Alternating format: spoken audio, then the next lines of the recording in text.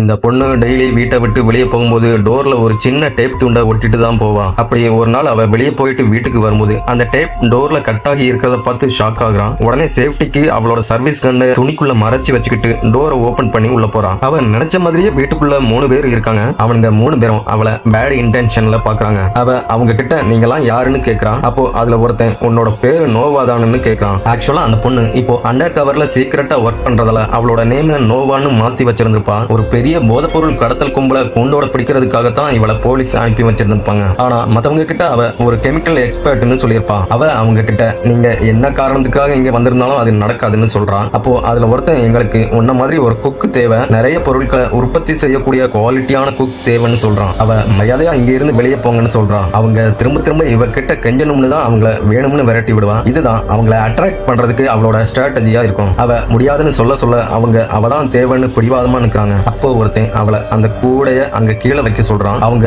ரொம்ப ஃபோர்ஸ் பண்ணதால அவங்களுக்கு கோஆபரேட் பண்றதை தவிர அவளுக்கு வேற வழி இல்ல. அப்போ அதுல ஒருத்தன் அந்த பேஸ்கெட்டை செக் பண்ணும்போது அவங்க நினைச்ச மாதிரியே அதுக்குள்ள ஒரு கன் இருக்குது. அதுக்கப்புறம் அவளை கூட்டிட்டு அங்க இருந்து கிளம்ப போறாங்க. அப்போ அவ நான் ஒரு ஜாக்கெட் மட்டும் எடுத்துக்கலாமான்னு கேட்கிறான். அவனும் எடுத்துக்கலாம்னு சொல்றான். ஆனா அவ இந்த மொமெண்ட்டுக்காக தான் வெயிட் பண்ணிட்டு இருந்திருப்பான். அவ எல்லாத்தையும் ஆல்ரெடி ப்ரிப்பேர் பண்ணி வச்சிருந்திருப்பான். கூடைக்குள்ள அவ கன்னு வச்சிருந்தது அவங்களோட கவனத்தை திசை திருப்புறதுக்காகத்தான். உண்மையான கன்னு கபோர்டுக்குள்ள இருந்திருக்கும். இப்போ அதை எடுத்து மறைச்சு வச்சுக்கிறான். அவ வெளியே வந்ததுக்கு அப்புறம் ஒருத்தன் அவ கிட்ட வர்றான். அவ மாட்டிக்கிட்டோம்னு பயந்து போய் நிற்கிறான். அப்போ அவகிட்ட உன்னோட போனை கொடுன்னு கேட்கறான். அப்பதான் அவ நிம்மதியா பெருமூச்சு விடுறான். ஆனா போனை அவன் கிட்ட கொடுத்துட்டா அவளோட மேலதிகாரி கிட்ட கான்டாக்ட் பண்ணி இன்ஃபர்மேஷனை ஷேர் பண்ண முடியாது. ஆனா பிளான் பண்ண மாதிரி அவங்க கூண்டோட பிடிக்கணும்னா மொபைலை இப்போ கொடுக்கறத தவிர அவளுக்கு வேற வழி இல்ல. இப்போ அவ டீம் கூட கான்டாக்ட் பண்றதுக்கு எந்த வழியும் இல்ல. அதனால அவளோட லொகேஷனை அவங்க டீம் கிட்ட தெரியப்படுத்துறதுக்கு ஏதாவது வழி இருக்குதான்னு தேடுறான். அப்போ ரோட் சைடுல போலீஸோட வண்டியை பார்த்ததும் போலீஸோட கவனத்தை அட்ராக்ட் பண்றதுக்காக சிக்னல்ல நிக்காம போறான். போலீஸ் அதை பார்த்ததும் அவன் நினைச்ச மாதிரியே அந்த வண்டியை வேகமா ஃபாலோ பண்ணி போயிட்டு அந்த வண்டியை ரோட் சைடுல நிறுத்துறாங்க.